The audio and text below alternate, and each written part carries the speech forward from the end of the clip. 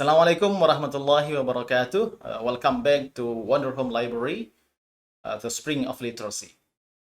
Pada pertemuan kali ini kita akan membahas kesalahan umum dalam penulisan karya ilmiah yang ketiga. Setelah sebelumnya kita membahas tentang uh, pengutipan ayat atau hadis, dan kemudian yang kedua kita membahas tentang uh, sumber primer dan sumber sekunder dan kekacauan yang terjadi antara keduanya. Pada episode kali ini kita akan membahas tentang uh, terutama pendauran ulang ide. Jadi seringkali uh, dalam konteks penulisan karya ilmiah kita agak sulit mencari apa sih novelty atau kebaruan yang ingin tawarkan. Ketika kita mentok dan nggak mendapatkan kebaruan itu, kita kemudian terjebak dalam apa yang disebut sebagai recycling ideas. Jadi mendaur ulang ide yang sudah diutarakan atau diteliti dan dipublikasi oleh orang lain, dan kemudian kita pakai idenya secara umum mirip atau sama, tapi dengan dalam kasus yang berbeda. Nah, coba kita lihat ya. Nah, pertama, daur ulang ide ini bisa kita lihat dari judul dan atau tujuan atau metode yang dipakai oleh uh, para pembuat karya ilmiah atau para penulis artikel ilmiah. Kita lihat misalnya, saya pernah mereview beberapa artikel yang akan dipresentasikan dalam sebuah konferensi, dan ini ada kandungan temanya adalah secara umum tentang psikologi dan tentang utamanya tentang psikometrika, tentang ilmu pengukuran dalam psikologi. Kita lihat di situ ada secara judul semuanya menggunakan konstruksi skala kesiapan kerja, konstruksi skala kecanduan merokok pada remaja, konstruksi skala kontrol diri dalam bermedia sosial, kontrol skala citra tubuh pada wanita dewasa awal. Jadi semua menggunakan konstruksi skala.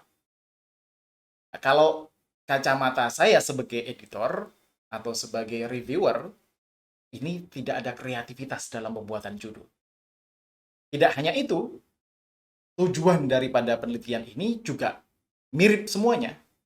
Misalnya yang pertama kita lihat, penelitian ini juga bertujuan untuk mengembangkan skala kesiapan kerja. Jadi pengembangan skala kesiapan kerja. Kedua, penelitian ini bertujuan mengembangkan instrumen yang digunakan untuk mengukur atribut psikologi. Jadi pengembangan instrumen skala. Yang berikutnya, penelitian ini bertujuan untuk mengembangkan skala kontrol diri dalam bermedia sosial. Tujuan penelitian ini, yang keempat, mengembangkan instrumen yang tepat untuk mengukur citra tubuh. Mungkin untuk para peneliti pemula, buat skripsi misalnya, itu tidak apa-apa sebagai intellectual exercise atau research exercise, sebagai latihan gitu. Tapi bagi mereka yang sudah di level lebih intermediate atau advance untuk menulis sebuah artikel yang ingin dipublikasikan di sebuah jurnal ilmiah, hal yang semacam ini sulit untuk diterima karena itu tadi. Salah satu ukurannya adalah kebaruannya tidak begitu tampak. Sama saja, pengembangan instrumen, pengembangan skala, semuanya menggunakan metode yang sama. Meskipun tadi ada kreativitas lah paling tidak dari sisi topik atau aplikasi dari metode dan pengembangan skala itu di konteks yang berbeda-beda, which is good. Tapi dari sisi konstruksi skalanya itu ada kelihatan pendaur ulangan ide yang kurang lebih antara satu dengan yang lain sama saja. Dan ini tidak hanya terjadi di lapangan penelitian psikologi, misalnya di lapangan yang lebih luas, yang sering kali kita lihat itu dalam penulisan skripsikah, artikelkah, judul yang diawali dengan kata pengaruh, the impact on something. Itu banyak sekali di Indonesia ini. Bahkan ketika saya bimbingan skripsi atau membaca artikel di di jurnal-jurnal yang baru terindeks di Sinta atau belum terindeks Sinta, istilah pengaruh itu banyak sekali. Coba kita lihat kalau audiens sekalian, pembaca atau pendengar sekalian dan pemirsa sekalian itu klik kata pengaruh di neliti.com, hasilnya ratusan barangkali di sana. Contohnya adalah seperti ini. Pengaruh Islamic work ethics dalam organizational commitment dengan kepuasan kerja karyawan sebagai variable intervening. Pengaruh ini terhadap ini dan variabel tertentu sebagai variabel mediasi atau variabel intervening. Itu banyak sekali. Pengaruh penerima teknologi, penerimaan teknologi, kualitas layanan aplikasi, kepuasan terhadap loyalitas pelanggan di Shopee Food. Pengaruh hafalan Al-Quran terhadap kesejahteraan psikologis dan motivasi belajar hafidh-hafidhah di IKI. Atau pengaruh misalnya reward dan punishment terhadap motivasi kerja. Pengaruh motivasi, diklat, iklim, organisasi, dan kompetensi terhadap kinerja dosen. Pengaruh PDRB real dan inflasi terhadap, jadi pengaruh sesuatu terhadap sesuatu. Pengaruh kompetensi finansial motivasi kerja guru terhadap, itu sudah banyak sekali. Kalau kita masih menggunakan topik, tema, dan judul yang serupa, pengaruh, itu namanya itu tidak hanya recycle ideas, tapi juga recycle the titles. Nah, sebisa mungkin, terutama di penelitian-penelitian yang sifatnya di lapangan ilmu humaniora, ilmu sosial, hal yang semacam ini perlu dihindari. Keluar dari jeratan atau kotak yang selalu menggunakan kata pengaruh ini terhadap ini dan variabel tertentu sebagai variabel intervening. Karena itu sudah banyak sekali membahas. Seperti juga kalau dalam konteks studi saya, studi Islamic Studies itu, studi tentang Al-Ghazali. Hampir tidak ada yang baru lagi kajian tentang Al-Ghazali. Semua orang sudah membahas dari berbagai sisinya. Sulit menemukan sesuatu yang baru dari kajian-kajian terhadap Abu Hamid Al-Ghazali. Meskipun bukan berarti tidak mungkin, tapi sudah terlalu banyak orang yang mendiskusikan tentang Al-Ghazali. Atau studi-studi tentang ilmu Al-Quran misalnya, atau tentang bahasa di dalam Al-Quran. Kalau orang di lingkungan bahasa dan sastra Arab, misalnya membahas tentang konstruk balaghah dalam surah Al-Baqarah, nanti yang lain lagi konstruk ma'ani atau balaghah ma'ani atau badi di dalam surat An-Nisa, hanya beda surahnya saja. Gitu. Nah, itu juga recycling ideas. Harusnya punya kreativitas dan inovasi yang lebih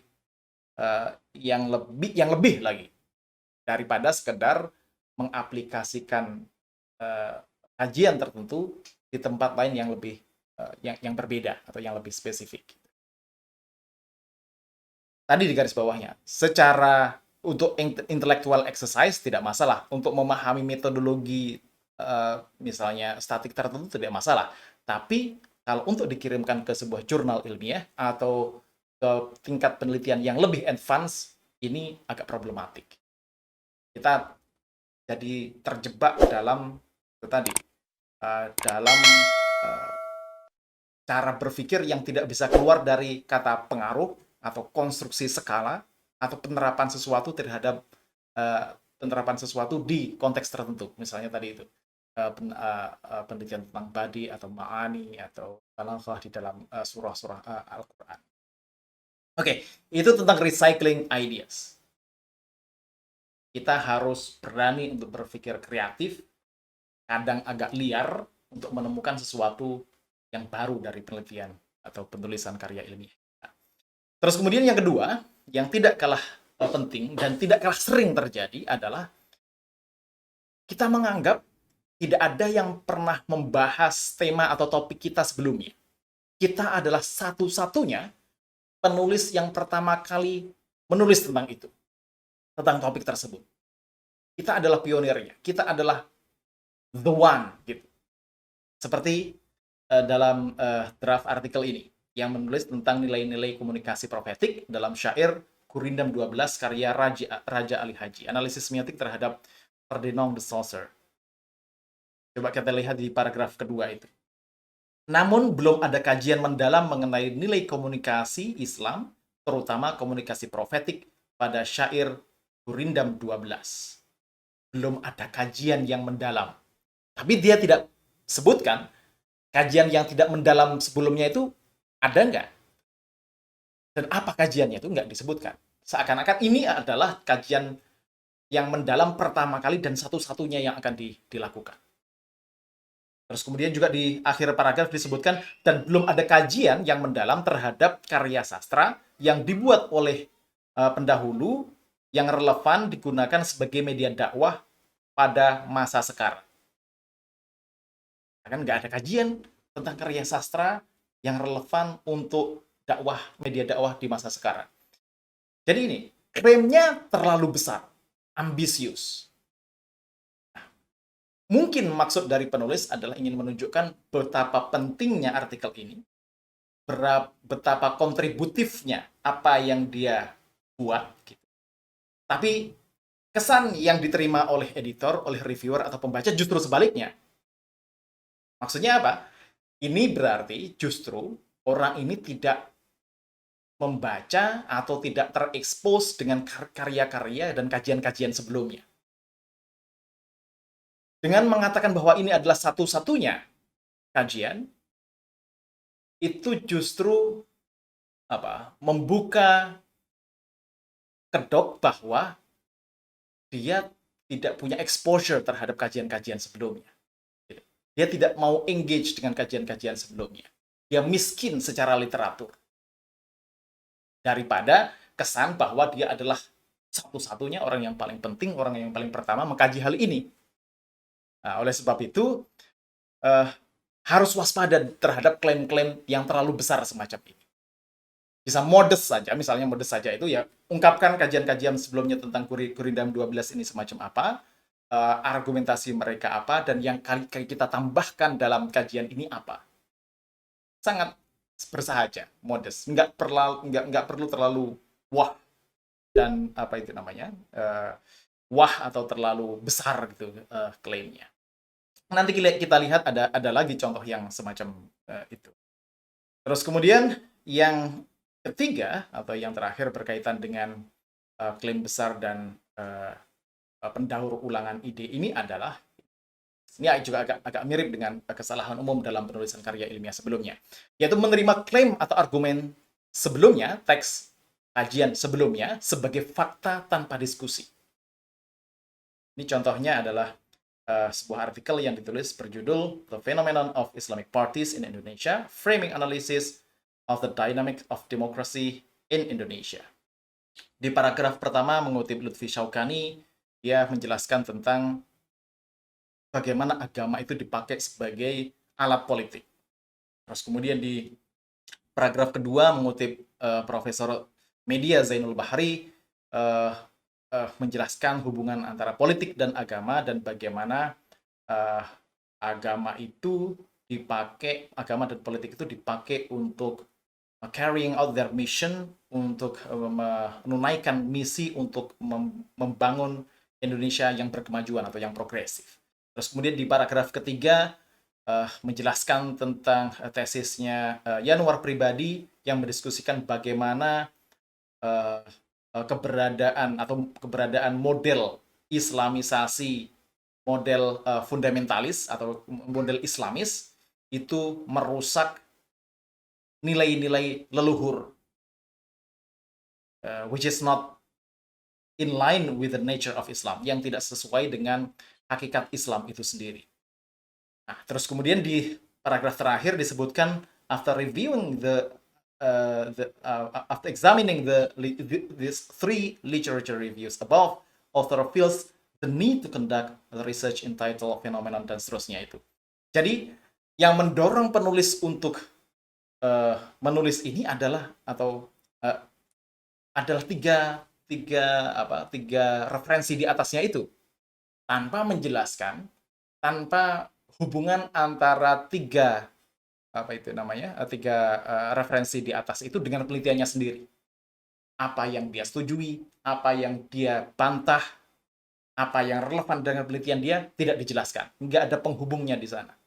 Semua diterima utuh sebagai fakta dan kemudian dia menerangkan tentang, oh, I feel need to write this one. Saya merasa, apalagi istilahnya feel this tuh, feel the need to conduct.